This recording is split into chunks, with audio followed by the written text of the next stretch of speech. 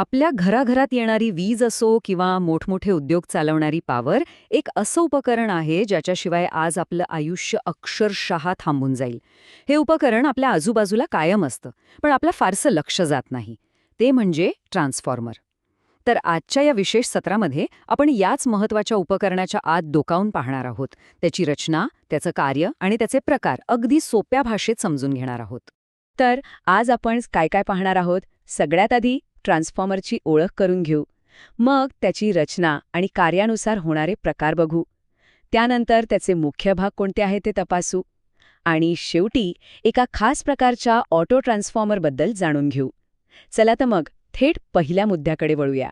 तर पहिला विभाग आहे ट्रान्सफॉर्मरची ओळख.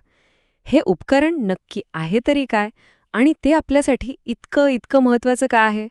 चला हेच समजून घेऊया. ओके, तर मग ट्रान्सफॉर्मर म्हणजे नेमकं काय? बघा, हे एक स्थिर म्हणजे स्टॅटिक इलेक्ट्रिकल डिव्हाइस आहे. आता स्थिर का? कारण यात एकही फिरणारा भाग नसतो. एकदम शांतपणे आपलं काम करतं. आणि हे काम करतं इलेक्ट्रोमॅग्नेटिक इंडक्शनच्या तत्वावर. म्हणजे कसं? तर तारेला स्पर्शही न करता फक्त एका अदृश्य मॅग्नेटिक फील्डच्या मदतीने एनर्जी एका सर्किटमधून दुसऱ्या सर्किटमध्ये पाठवतं. कमाल आहे ना? आणि याचं मुख्य काम आहे व्होल्टेज बदलणं, म्हणजे व्होल्टेज वाढवणं किंवा कमी करणं. आणि सगळ्यात महत्त्वाचं म्हणजे हे सगळं करताना विजेची फ्रिक्वेन्सी जरासुद्धा बदलत नाही. बरं, आता हे पाहूया की ट्रान्सफॉर्मर बनवले कसे जातात. कारण त्यांची जी काही भौतिक रचना आहे ना, तीच ठरवते की ते कुठे आणि कसे वापरले जातील. आता रचनेनुसार बघितलं तर याचे दोन मुख्य प्रकार आहेत, कोर टाईप आणि शेल टाईप. नावावरूनच खूप काही कळतंय. कोर टाईपमध्ये कसं असतं की लोखंडी कोर अगदी मध्यभागी असतो आणि त्याच्या अवतीभोवती वाइंडिंग्स गुंडाळलेल्या असतात. पण शेल टाईपमध्ये मात्र कहाणी उलटी आहे. इथे वाइंडिंग्स आतमध्ये आणि कोर बाहेरून एका शेलसारखा म्हणजे कवचासारखा, जसा काही तो त्या वाइंडिंग्सला प्रोटेक्ट करतोय. आणि हा जो डिझाईनमधला फरक आहे ना, यामुळे त्यांच्या कामावर आणि वापरावर थेट परिणाम होतो. ठीक आहे, रचना तर बघितली. आता वळूया त्यांच्या कार्याकडे.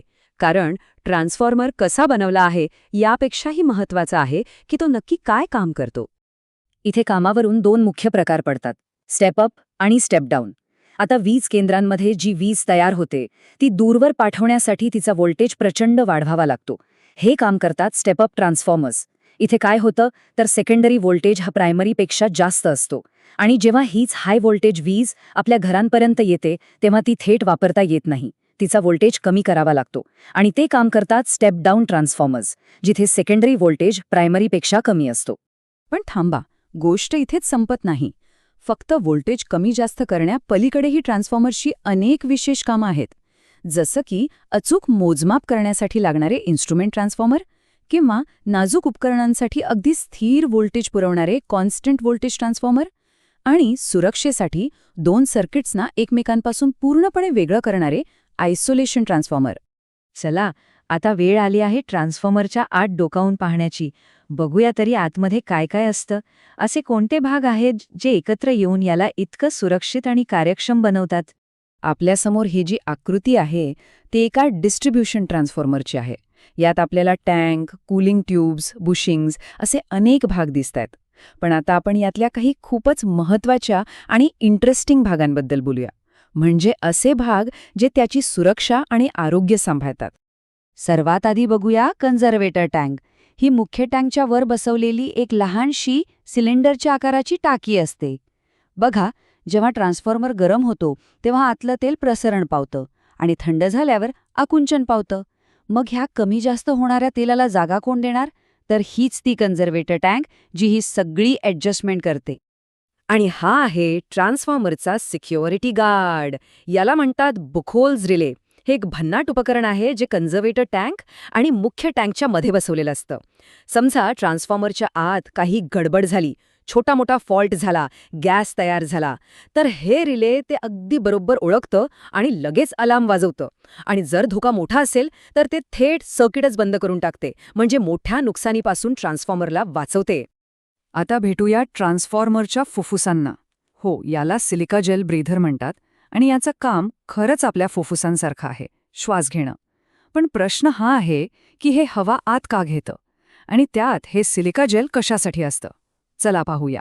घडतं असं की जेव्हा ट्रान्सफॉर्मर थंड होतो आणि तेल आकुंचन पावतं तेव्हा आत जागा तयार होते आणि बाहेरची हवा आत खेचली जाते. पण या हवेत असतो ओलावा, जो आतल्या तेलासाठी खूप हानिकारक आहे. आणि इथेच हा ब्रीदर कामाला येतो. हवा आत येण्याआधी सिलिका जेलच्या कणांमधून जाते. हे कण हवेतला सगळ्याच्या सगळा ओलावा शोषून घेतात आणि फक्त कोरडी, स्वच्छ हवाच आत जाऊ देतात. किती सोपं पण प्रभावी तंत्रज्ञान आहे, नाही का? चला, आता या सत्राच्या शेवटच्या आणि तितक्याच रंजक भागाकडे वळूया. एका खास प्रकारच्या ट्रान्सफॉर्मरबद्दल जाणून घेऊया, ज्याचं नाव आहे ऑटो ट्रान्सफॉर्मर. याची रचना नेहमीच्या ट्रान्सफॉर्मरपेक्षा खूप वेगळी आणि इंटरेस्टिंग आहे. याची खासियत त्याच्या रचनेतच आहे. बघा, नॉर्मल ट्रान्सफॉर्मरमध्ये प्रायमरी आणि सेकंडरी अशा 2 स्वतंत्र वाइंडिंग्ज असतात. पण ऑटो ट्रान्सफॉर्मरमध्ये असं काही नाहीये.